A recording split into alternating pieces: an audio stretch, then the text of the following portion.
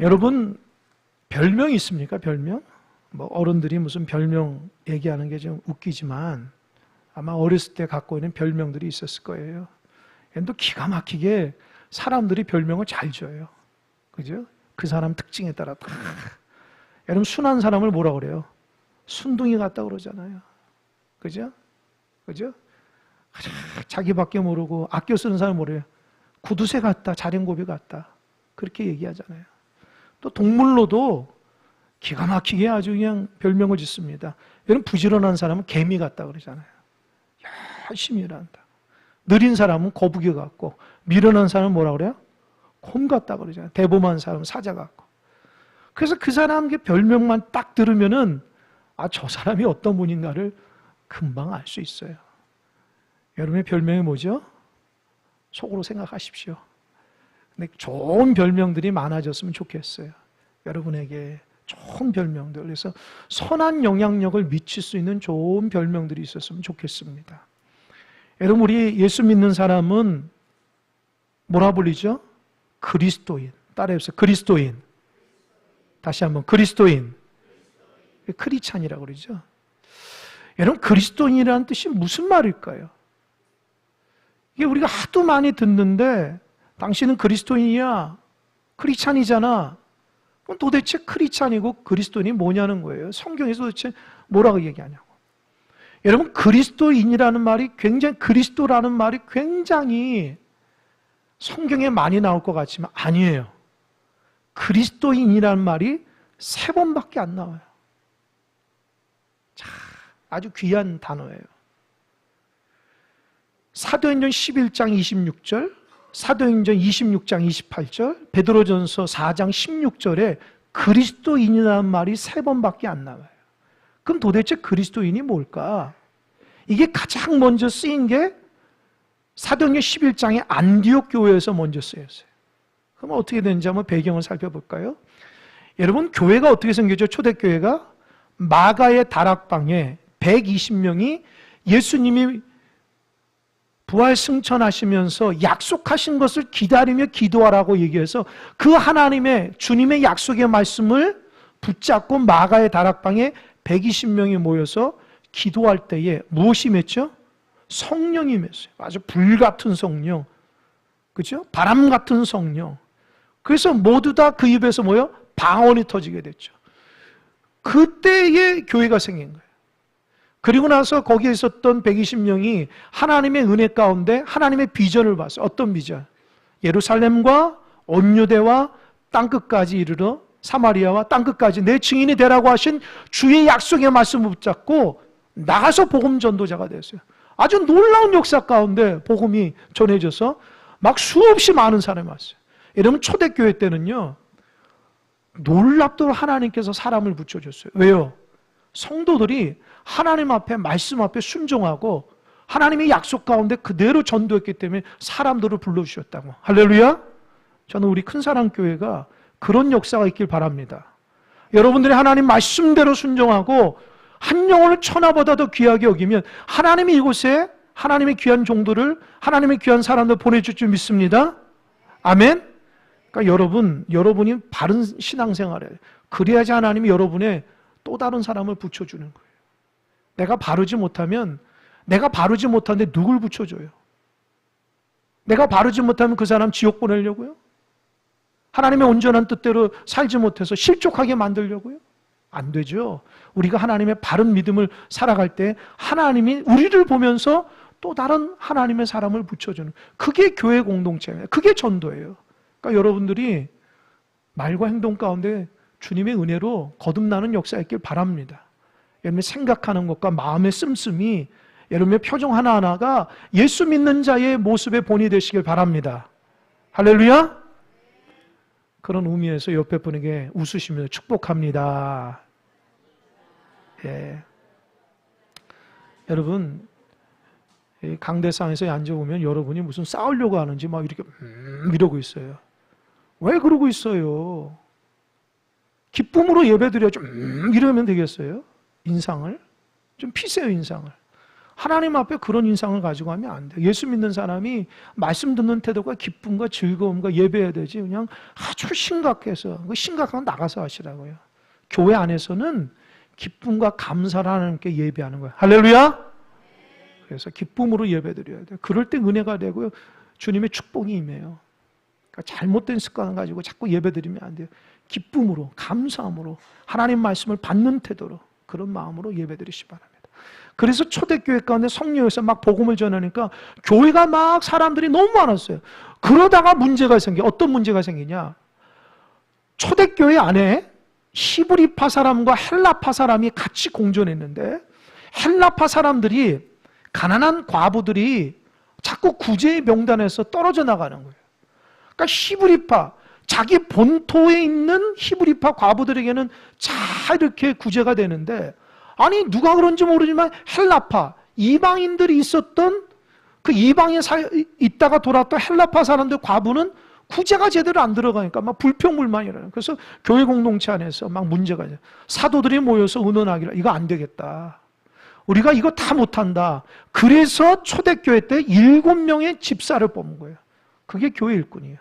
그러니까 여러분, 초대교회 때 뽑았던 일꾼들은요, 하나님의 목회자가 다 감당 못하기 때문에 교회 일꾼들을 통해서 교회를 잘 행정적으로 연약한 사람 돌보고 섬기도록 하기 위해서 일꾼을 세워준 거예요.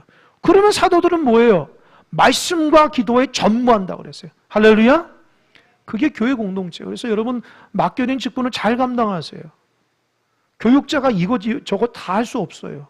하지만 다 관장에서 모든 것을 다 교회가 원활하게 돌아갈 수 있도록 해야 되지만, 여러분들의 손길을 통해서 교회가 움직이는 거예요. 할렐루야? 할렐루야? 직분자들은 자기의 맡겨진 직분을 잘 성실하게 해야지 교회가 돌아간다고요.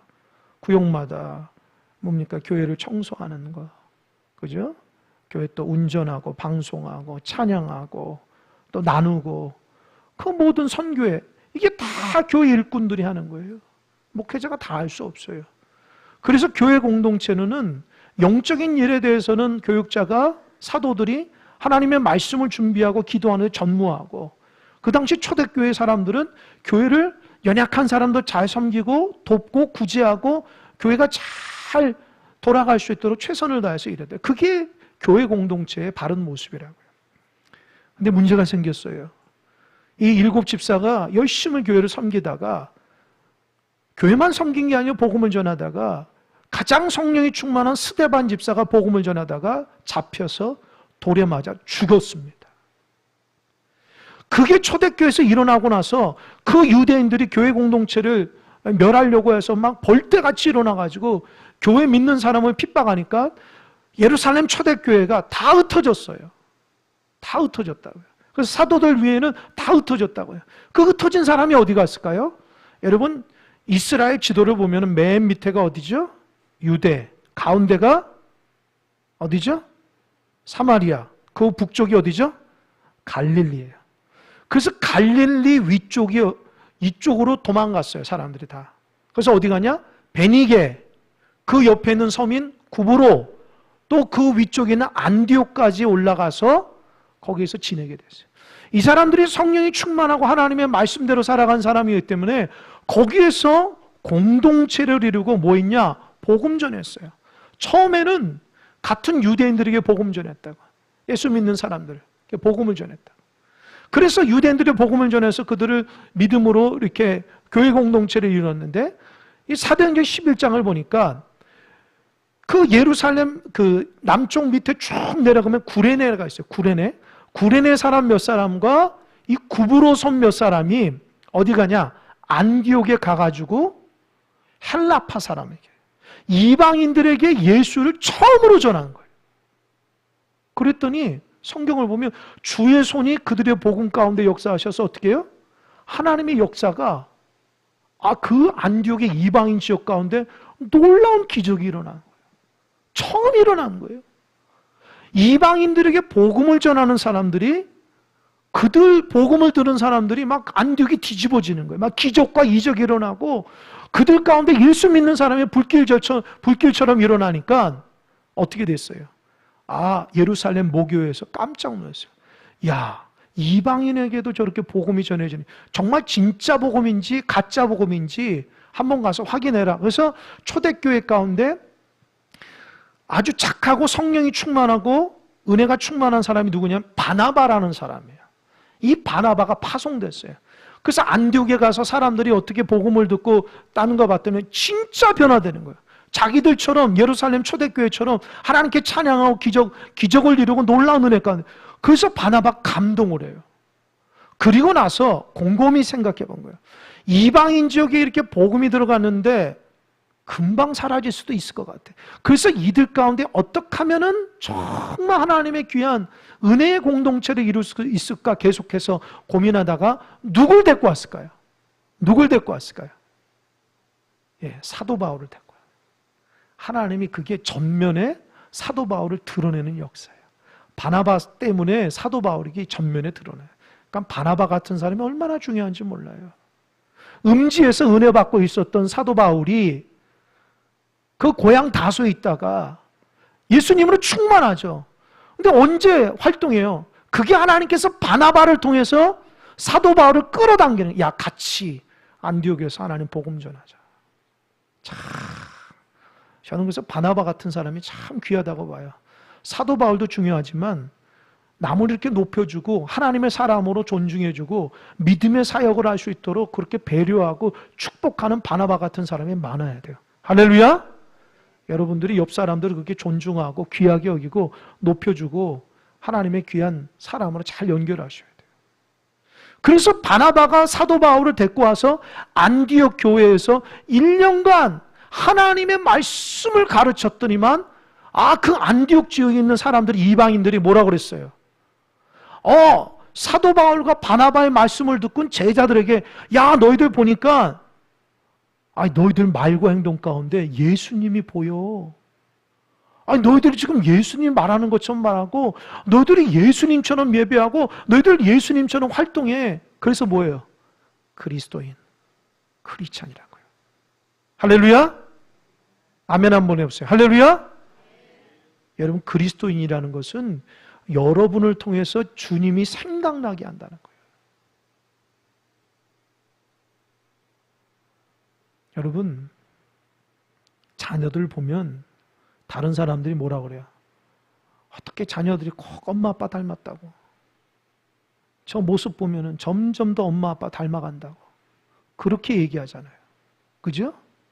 우리 예수 믿는 사람들은 점점 더 예수님을 닮아가야 돼요. 할렐루야? 할렐루야? 여러분, 엄마 아빠 닮지 않은 사람을 뭐라 그래요?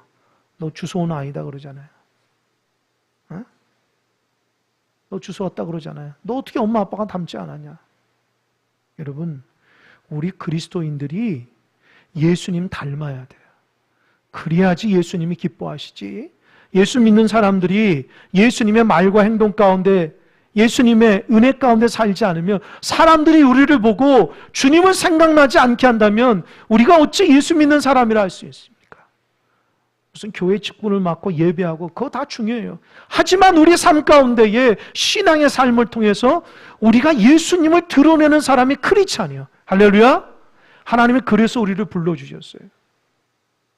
여러분이 부족하더라도 여러분 삶 가운데 예수님 닮아가는 크리스찬들이 다 되시길 바랍니다. 그래서 하나님이 여러분 불러주신 거예요. 무슨 오늘 예배하면 하나님 나 축복 주겠다, 그런 거 떠나서 예배는 하나님께서 마땅히 드려야 되는 것이고 하나님 말씀대로 살아가는 것이고 생명을 구원하는 거라고요. 점점 더 우리가 하나님을 위한 예배가 아니라 내 자신을 위한 예배가 되면 안 되겠죠. 내 자신을 위한 신앙이 아니라 하나님을, 예수님을 위한 드러내는 신앙의 삶을 살아가야지. 그런 사람들이 많아지는 공동체가 하나님께서 영광받아요. 거기가 주님의 공동체고 크리스찬 공동체예요. 자, 그게 우리의 별명이에요. 우리의 이름이라고요. 오늘 본문 보니까 하나님의 사람이라는 사람이 나와요. 한 1절, 자막 한번 볼까요? 1절 함께 읽겠습니다. 시작. 보라, 그때에 하나님의 사람이 여호와의 말씀으로 말미암아 유대에서부터 베델에 이르니 마침 여로보암이 제단 곁에 서서 분향하는지라. 여러분, 하나님의 사람이 이름이 뭐예요? 없어요. 기가 막히죠? 여러분, 제 이름이 구현철인데 누가 저를 보면서 현철아 아니면 구목사님 이렇게 얘기하는 거 하지 않고 하나님의 사람입니다. 하나님의 사람이요 라고 얘기하면 얼마나 영광스럽겠어요. 하나님께서 그 사람에게 이름을 기억나지 않고 하나님의 사람으로 불러주는 거예요. 저는 저와 여러분들이 하나님께 그렇게 하나님의 사람이라고 일컬어 받는 하나님의 사람이 되시길 바랍니다. 여러분의 이름이 기억도 안 나는 거예요. 하나님의 사람으로 기억되는 거예요. 얼마나 좋아요. 이 하나님의 사람이 어디 있어요? 유대에서 베델에 올라갔대요. 올라갔더니만 여로보암, 그 당시 북이스라엘 왕이 여로보암이 제단에 분향한다. 그런데 문제는 뭐냐? 아니 성경에 보면 율법에 보면 분향하는 게 누가 해야 돼요? 제사장이 해야지 왜 왕이 합니까? 어떻게 해서 이런 일이 일어났을까요? 조금 역사적으로 올라가면 제가 뭐 수요 예배 시간에도 얘기했지만 이스라엘의 역사를 보면은 통일 왕국이 있고 분열 왕국이 있어요. 통일 왕국은 왕이 전체를 다 다스리고 분열 왕국은 남유다와 북이스라엘 나눠서 이렇게 나눠진 게 분열 왕국이에요. 하나님께서 사사시대를 거치면서 이스라엘 백성이 왕을 달라고 그랬어요. 하나님은 굉장히 기분 나빠했어요. 왜냐? 왕이 나인데 누구를 달라는 거냐. 근데 그 사사시대 사람들은 다른 나라처럼 좀 조직적으로 저렇게 움직이는 거 보고 하도 많이 외세에 침략을 당하고 고통스러우니까 다른 나라처럼 왕을 달라고 한 거예요. 그래서 하나님이 기분 나쁘지만 그래도 그들이 원하는 대로 왕을 줬어요. 첫 번째 왕이 사울왕이죠. 사울왕이 처음에는 하나님 앞에 잘 순종했지만 나중에 그 하나님의 왕권을 자기를 유지하는 데 쓰냐고 아주 고통스러운 삶을 살다 하나님 버림받았어요. 그리고 하나님께서 마음이 아픈 자가 누구죠? 다윗 왕을 탁 세워서 하나님의 나라를 굉장히 부강하게 만들고 그 다윗의 여러 아들 중에서 하나님 누굴 선택했죠? 솔로몬을 선택했어요. 솔로몬은 처음에 하나님 앞에 기브온 산당에 가서 1,000번째 드리면서 하나님 앞에 뭐를 간구했죠? 지혜를 간구해요. 지혜. 여러분 지혜가 뭔지 아십니까? 공부 잘하는 게 지혜가 아니에요. 지혜는요 하나님의 음성을 듣는 마음이 있는 게 지혜예요. 하나님의 음성을 듣는 마음이 지혜. 그래서 지혜로운 사람은 하나님을 경외하는 사람이 지혜예요. 두 번째로는 넉넉하고 너그러운 마음이에요. 주님 말씀에 사람들에게. 그게 지혜로운 사람이에요. 성경에서. 그러니까 여러분 지혜롭다는 것은 공부 많이 했다고 하는 것이 아니라 하나님의 음성에 귀 기울여서 그 말씀대로 살아가는 사람들이 지혜롭다 하고 그 받은 말씀대로 복음을 위해서 넉넉한 마음으로 살아가는 사람들을 지혜롭다 하는 거예요. 솔로몬이 그거 받았거든요. 근데 오래 못 갔어요. 왠지 아세요? 하나님이 어마어마하게 축복을 줬어요. 심지어는 그 비싼 아주 귀한 나무가 그 이스라엘에 아주 그냥 하나님께서 그런 은혜를 주시고 또 돌을 은같이 줬다. 은같이. 얼마나 하나님의 불을 많이 줬으면은 그냥 돌을 은처럼 생각하는 거예요. 은을 돌처럼. 그런데 솔로몬이 착각했어요. 점점 더 다른 나라가 강대국이 일어나니까 하나님이 돌봐주셨음에도 불구하고 이러면 안 됐다 해서 그 나라하고 어떻게 해요? 연합을 하려고 하는 거예요. 그 연합을 한다는 것은 그 당시에는 정략 결혼한 거예요. 솔로몬이 다른 나라의 공주를 데리고 와서 사돈지간을 맺는 거예요. 사돈지간을 맺으니까 사돈은 공격하지 않을 거예요. 그러니까 솔로몬이 그게 맛이 들려가지고 그냥 모든 나라의 공주들을 다 자기 아내로 맞이해서 무려 솔로몬 아내가 몇 명인지 아세요? 1,000명이 1,000명. 기가 막히죠? 그죠? 1,000명이 1,000명. 완전히 타락했기 때문에 그런 삶을 사는 하나님께서 은혜로 시작했다가 타락하니까 보이는 게 없는 거예요. 결국에 하나님께서 경고했는데도 불구하고 그 공주들이 오면서 그냥 우상을 다 가져왔어요. 그래서 예루살렘에 예배 초선이 있었지만 다 우상 숭배했어요. 그냥 나라가 완전히 우상이 판치는 나라가 됐어요. 하나님께서 경고했음에도 듣질 않아요. 그래서 결국에는 솔로몬 죽고 나라가 나눠졌어요. 그러니까 하나님 말씀대로 순종해야 되는데. 그래서 남유다는 두 지파로 솔로몬의 아들을 르호보암이 왕이 되고 그 북쪽에는 10지파 가지고 솔로몬의 신하인 여로보암이 왕이 됐어요.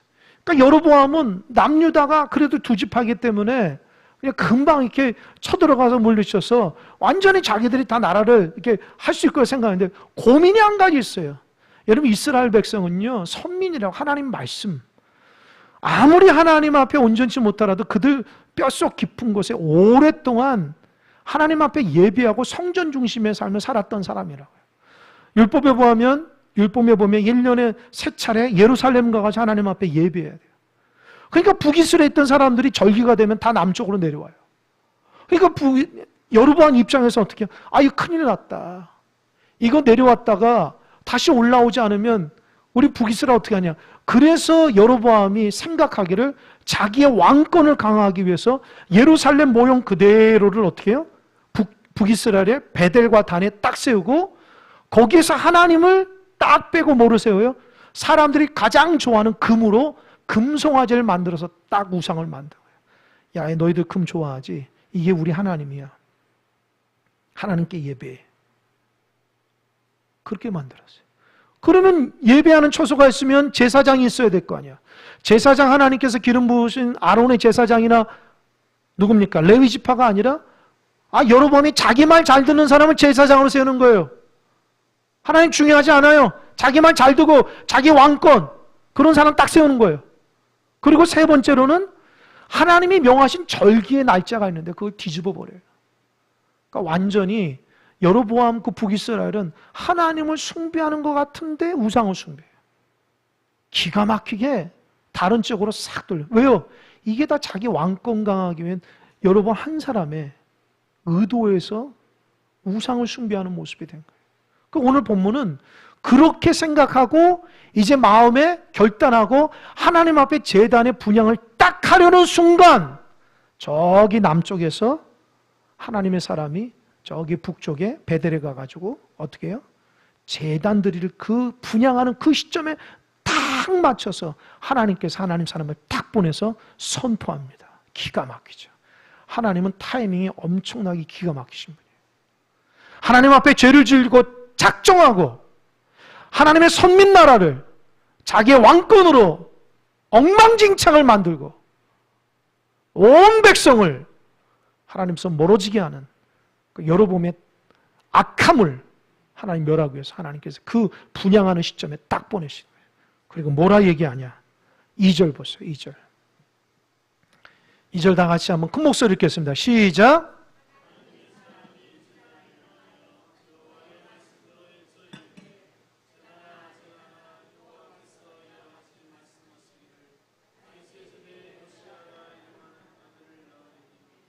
그가 내 위에 분향하는 산당 제사장을 내 위에서 제물로 바칠 것이요 또 사람의 뼈를 내 위에서 살리리라 하셨느니라고 뭐라고 그랬어요? 하나님의 사람이 외칩니다. 그 제단에게 사람이 외친 게 아니에요. 제단아 제단아 지금 여기에서 이 제단에서 분향하는 이 산당의 제사장을 하나님께 어떻게 해요? 그 제사를 드리는 사람은 제물로 바쳐버린다. 또 이 제단에 사람의 뼈를 가지고 올려가지고 쓸모없는 제단을 만들겠다. 예, 자막됐습니다. 하나님께서 기뻐하지 않는 제단이라는 거예요. 여로보암이 세운 그 제단이 하나님이 아니라 자기 왕권 강화를 위해서 제단을 세웠다는데 하나님 뭐라 했어요? 내가 멸한다는 거예요.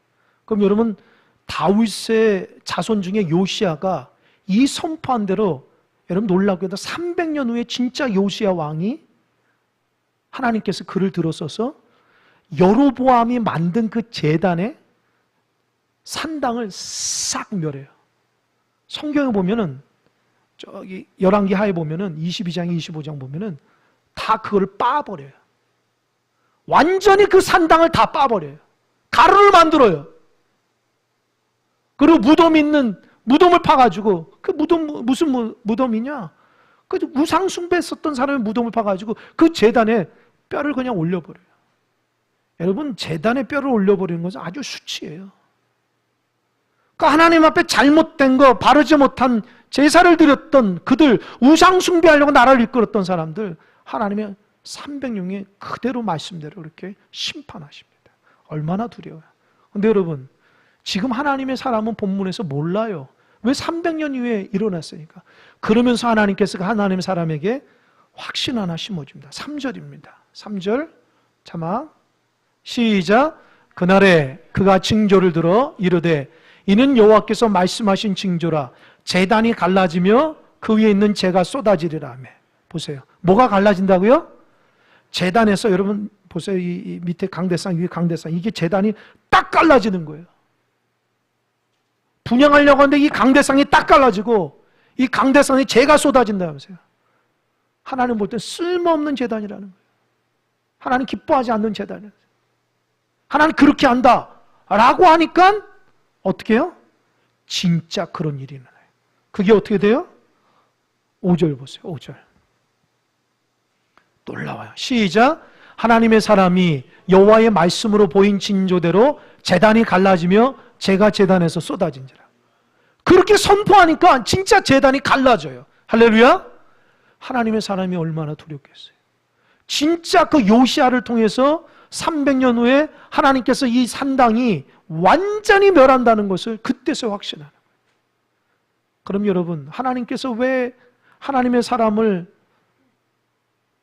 베델에서 제다 우상으로 제대하는 여름에 보냈을까요? 왜 보냈을까요, 여러분? 심판하려고 보냈겠죠. 그런데 여러분, 하나님의 뜻은요, 회개하도록 보내는 거예요. 여러분, 하나님께서 하시는 모든 말씀은요, 회개하기 위한 거예요. 여러분, 회개를 먼저 선포하기 위해서 그게 안 되면 심판이 있는 거예요. 하나님 말씀은 늘 그래요. 하나님께서 말씀하실 때 회개하고 돌이키지 않으면 그 말씀은 거기에게 심판으로 다가오는 거예요. 그 말씀을 듣고 올리면 그게 심판인 거죠. 근데 여로보암 왕이 좀 그랬어요. 자기 앞에서 제단이 갈라지고 재가 쏟아지고 그런 걸 봤음에도 불구하고 회개할 줄 몰라요. 얼마나 마음이 강팍하면 하나님의 말씀이 전해져도 회개할 줄 몰라요. 여러분, 예수님도 그랬어요. 진짜 강팍한 사람에게는 하나님 말씀을 전하지도 않았어요. 왜요? 받아들일 줄 모르니까. 그러나 죄인이라고 하는 사람들은 하나님 말씀 선포하면 눈물로 받아들이고 무릎으로 받아들였어요. 왜요? 그 말씀이 자기가 죄인이기 때문에 하나님 말씀을 받아서 하나님 옆에 회복되고 죄가 씻음받고 병자가 치유되고 새 사람을 살았다. 자기가 의롭다고 생각하는 사람에게는 강팍해서 하나님 말씀이 들려오지 않았다. 여로보암이 마찬가지예요. 그런 사람이에요. 하나님도 없어요. 안중에도 없어요. 그러니까 어떻게 해요? 기가 막히게 반응합니다. 4절 읽어보겠습니다. 시작. 여로보암 왕이 하나님의 사람이 베델에 있는 제단을 향하여 외쳐 말함을 들을 때에 제단에서 손을 펴며 그를 잡으라 하더라. 그를 향하여 편손이 말라 다시 거두지 못하며. 저 좀 보세요. 하나님의 사람이 뭐라 얘기하냐면 당신이 제단에서 드려진 거 다 하나님 멸할 것이고 이 제단이 갈라지고 제다 쏟아질 걸 선포하니까 여로보암이 그 말을 듣고 혈기가 나가서 저놈 잡아라 저놈 잡아라 손짓하니까 하나님께서 갑자기 그 손을 딱 굳게 만들어요. 손이 안 내려가요. 펴지질 않아요. 오므라들지 않아요. 이러고 계속 있는 거예요. 여로보암 왕이 하나님 앞에 그 순간 심판을 받은 거예요. 그럼 회개해야 되잖아요. 회개해요? 회개 안 해요. 나 좀 살려달라고 그래. 나 좀 살려. 하나님의 사람한테 하나님의 사람아 나를 위해서 좀 기도해라. 하나님께 기도해서 나 좀 살려달라. 그 하나님의 사람이 마음이 넓은 사람 같아. 하나님 저 왕을 좀 불쌍히 여겨주셔서 팔을 고쳐주세요. 그랬더니 하나님이 또 금세 고쳐줘요. 그러면 회개해야 될 거 아니에요. 회개하지 않아요. 여러분 하나님의 말씀이 선포돼도 회개하지 않으니 어떻게 되는지 아세요? 기가 막히게 반응합니다. 7절 보세요. 7절 시작. 왕이 하나님의 사람에게 이르되 나와 함께 집에 가서 쉬라. 내가 내게 선물을 주라. 이게 뭐예요? 그 하나님의 사람의 그 능력이 너무 부러워서 저 사람이 내 밑에 있으면은 어떻게 해요? 자기 왕권 강화하는데 유익할 것 같아. 그래서 어떻게 해요? 야, 와라. 내가 예물 줄 테니까, 선물 많이 줄 테니까 와. 그래서 뭐라고 그랬어요? 야, 내가 나라를 다 줄게. 와. 회개하지 않아요. 강팍해서. 그 하나님의 사람의 그 놀라운 능력도 그 사람의 능력이라 생각해. 하나님이 나오는 능력이라 생각하지 않아요. 제단이 갈라지고 재가 쏟아지고 자기의 손이 구부러지지 않는 거 보고서 저 사람의 능력이라 생각한 거예요. 답답하죠. 그랬더니 하나님의 사람이 그래도 아주 지조 있는 사람이에요. 8절 볼까요? 그 하나님의 사람의 반응. 시작. 하나님의 사람이 왕께 대답하되 왕께서 왕의 집 절반을 내게 준다 할지라도 나는 왕과 함께 들어가지도 아니하고 이곳에서는 떡도 먹지 아니하고 물도 마시지 아니하리라. 9절. 이는 곧 하나님의 말씀이 내게 명령하여 이르기를 떡도 먹지 말며 물도 마시지 말고 왔던 길로 되돌아가지 말라 하셨습니다 하고, 이 하나님의 사람이 얼마나 심지가 굳은지 왕이 선물 준다고 와라 해도 가지 않아요. 왜요? 하나님께서 물도 마시지 않고 베델에 가면 떡도 마시지, 그 우상의 제물에 있는 것은 먹지도 말라는 거예요. 함께 하지도 말라는 거예요. 도망가라는 거예요. 그래서 도망갔어요. 오늘 제가 그 본문만 얘기한 거예요. 여기서 세 가지를 제가 교훈을 잡습니다. 나중에 우리 교재에서 함께 나누는 그 포인트입니다. 잘 들으세요. 첫 번째, 하나님의 사람이 느끼는 하나님은 어떤 분인가? 하나님의 말씀이 두렵고 떨리는 거예요. 여러분, 하나님의 사람은 하나님께서 말씀하면 가라 하면 가고 멈추라면 멈추고 서라면 서고 일어나면 일어나야 되는 거예요. 왜요? 하나님 말씀이 두렵기 때문입니다. 여러분이 하나님의 사람이라면 하나님 말씀을 두렵게 여기셔야 돼요. 지식으로 붙여서는 안 돼요. 그 말씀으로 생명이 살고 반대로 생명이 죽을 수도 있다는 거죠. 여러분이 하나님 말씀을 듣는 태도와 하나님 말씀을 대하는 태도가 여러분의 인생을 결정하는 거예요. 신앙인이 하나님 말씀을 소중하게 여기지 않고 그 말씀 앞에 순종하지 않고 내 마음대로 산다? 하나님의 사람이 아닙니다. 하나님의 사람은 두렵고 떨렸어요. 다윗의 왕의 후손 가운데 요시야가 태어난다고 하는 거 하나님의 사람이 그걸 처음에 믿었어요? 믿지 못하죠. 그러나 제단에서 하나님 말씀대로 선포할 때 제단이 갈라지고 재가 쏟아질 때 진짜 하나님께서 다윗의 후손자 요시야를 태어나게 그 믿어버리는 거예요. 여러분, 하나님의 사람은요 하나님 말씀을 믿는 거예요. 할렐루야. 하나님 말씀을 우습게 생각하고 하나님 말씀을 자기식으로 해석하고 자기식으로 받는 게 아니라 그 말씀 그대로 받을 수 있어야 돼요. 그게 하나님의 사람이에요. 그래서 하나님을 경외하는 사람이 돼야 돼요. 신앙생활하면서 하나님 말씀을 경외하지 못하고 우습게 생각하면 하나님 말씀이 적용이 안 돼요. 그리고 그 사람의 능력은 하나님의 말씀의 능력이지 개인의 능력이 아니라고요. 여러분, 우리가 뭐 잘했기 때문에 능력이 아니라 하나님의 복음의 말씀의 능력이라고요. 그러니까 여러분, 능력자가 되기 위해서 하나님 말씀에 순종하는 것밖에 없어요. 할렐루야. 그 말씀에 순종했더니 생명이 살아나는 거예요. 그 말씀에 의지해서 병든 자에게 손을 얹었더니 그 병이 낫고 그 말씀으로 복음을 전했더니 회개하게 되는 거예요. 그게 하나님의 사람의 특징입니다. 두 번째, 하나님의 사람이 느끼는 하나님께서 가장 귀하게 여기는 것은 예배고 제단이에요. 교회예요. 여러분, 교회가 하나님의 뜻받들어 돼야 되지. 오늘 장로님 기도하셨는데 아마 오늘 광복절이기 때문에 거기에 맞춰서 기도하신 것 같은데, 저도 오늘 광복절이라서 거기에 본문을 잡다가 이 본문을 잡았는데, 하나님의 교회와 하나님의 사람들이 하나님의 세우신 곳에서 하나님의 뜻대로 하지 않는다? 교회가 있을 필요가 없어요. 이곳에서 하나님의 영광이 드러나고 이곳에서 하나님의 능력이 드러나고 하나님의 공의와 정의가 펼쳐지지 않고 사람을 위한 교회가 되어버리고 사람을 위한 예배가 되어버리고 사람을 위한 신앙이 되어버리면 하나님은 거기에서 역사하지 않아요. 말로는 쉽죠. 하나님 뜻대로 산다 하면서도. 여러분의 신앙생활, 예배생활을 보세요. 얼마나 선택적이에요. 드리고 싶으면 드리고, 드리지 않으면 드리지 않고. 얼마나 선택적이에요. 여러분 마음속에 하나님에 대한 경건한 마음과 진실한 마음과 하나님 앞에 뜻과 정성을 다해서 예배하는 하나님의 사람으로 살아가고 있습니까? 아니면 어느 순간 우리의 예배가 나의 성공을 위한 도구로 바뀌고 내가 축복을 위한 도구로 어느 순간 바뀌면 안 돼요. 그곳에서 드려지는 예배가 하나님의 바른 말씀이 전하겠어요? 그냥 축복받으러 가. 여러분 유익한 말만 전하죠. 그런 재단과 그런 교회와 그런 목회자와 그런 성도들은 더 이상 하나님께서 귀하게 쓰일 수가 없는 거예요. 하나님 말씀을 듣고 고치고 변화되고 새로워지고 오직 하나님의 뜻대로 순종하려고 하는 자세가 아니라 예배도 여가 생활이 돼버리고 선택적으로 돼버리고 예배하면서도 하나님은 보이지 않고 내 자신을 위한 예배가 돼버린다면 하나님 그런 예배는 받지 않아요. 제단이 갈라지고 제가 쏟아지는 하나님하고 상관없는 그냥 우리들만의 너희들만의 그냥 즐거운 그냥 잔치가 돼버리는 거예요.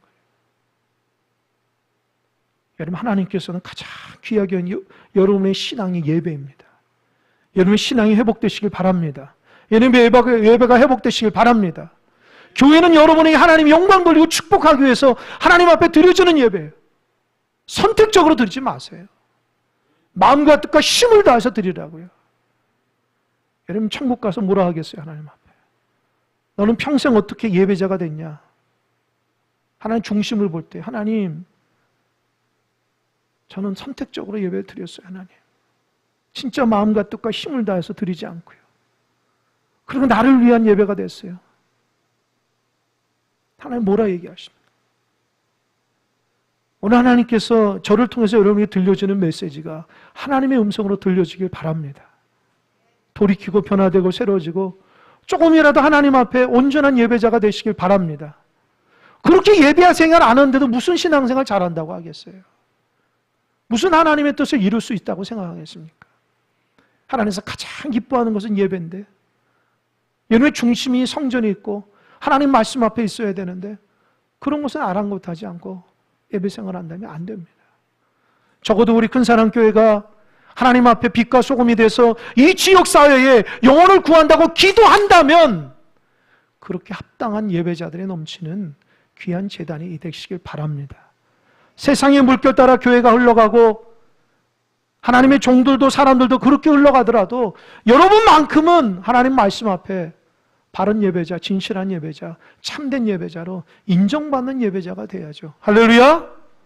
여러분의 예배가 능력이 없고 소망이 없고 은혜가 없고 힘이 없다면 우리가 예배를 왜 드립니까? 왜 이렇게 예배를 드려야 돼요? 진짜 그 예배가 생명이 있고 능력이 있고 힘이 있다면 죽기 살기로 예배 드려야죠. 그 예배를 통해서 치유가 되고 예배를 통해서 회복시켜 주시고 생명의 역사가 된다면 나의 모든 것을 다 바쳐서 예배 드려야죠. 얘는 육신적으로 병이 들고 인생의 문제가 있으면 억만금을 다 두더라도 그 치료약을 살 거 아닙니까? 내가 뭘 다 할지라도 내가 살리기 위해서 최선을 다하지 않을 것입니까? 그것처럼 우리의 예배가 그런 예배가 돼야 돼요. 세 번째로는 오늘 본문 뒤에 있는 건데요. 지혜로운 사람이 돼요. 따라해보세요. 지혜로운 사람이 되자. 이 하나님의 사람이 여로보암 왕의 회유에 넘어가지 않고 갔어요. 그런데 그 뒤에 보면은 이 베델의 늙은 거짓 선지자가 있어요. 이 거짓 선지자 하나님의 사람이 와서 이 제단을 갈라놓겠다고 하니까 열받은 거예요. 화가 난 거예요.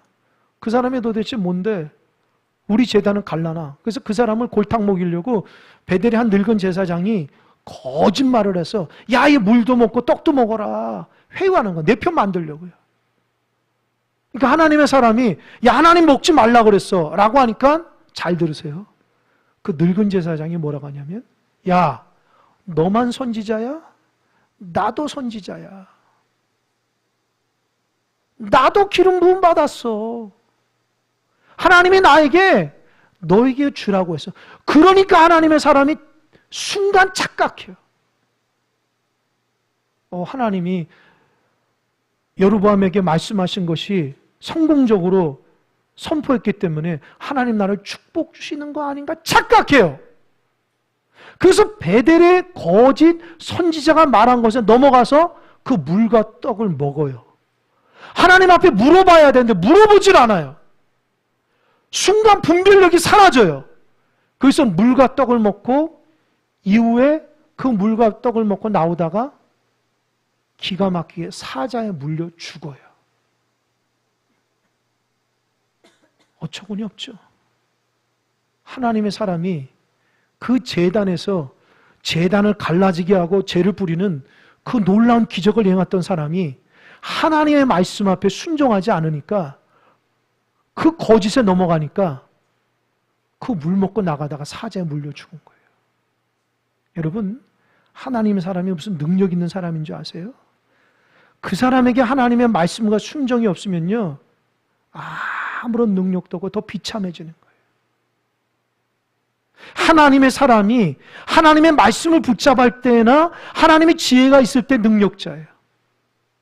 그 하나님의 지혜와 능력과 순종이 떠나면 그냥 사자에 물려 죽는 거예요.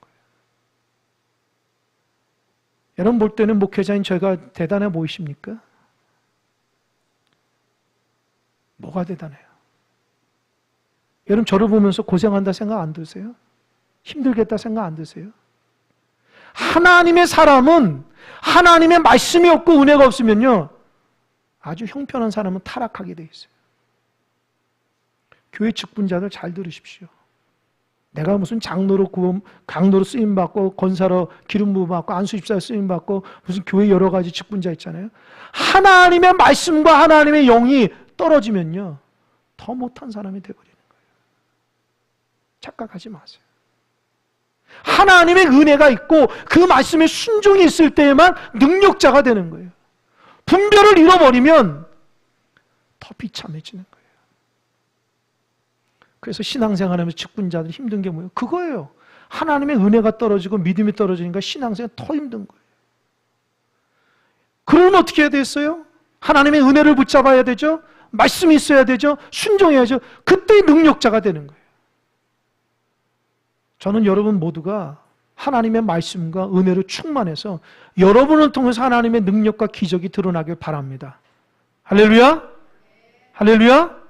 세 가지 명 꼭 기억하세요. 하나님의 사람은 말씀을 귀하게 여기고, 두 번째, 예배를 소중히 여기고, 세 번째, 지혜가 있어요. 세상 지혜가 아니라 하나님의 지혜로. 그래야지만 능력으로 살아갈 수 있습니다. 오늘 말씀을 통해서 여러분의 하나님의 사람으로, 크리스찬으로 온전히 살아가는 주의 백성들이 되기를 주님의 간절히 축원합니다. 아멘. 기도하겠습니다.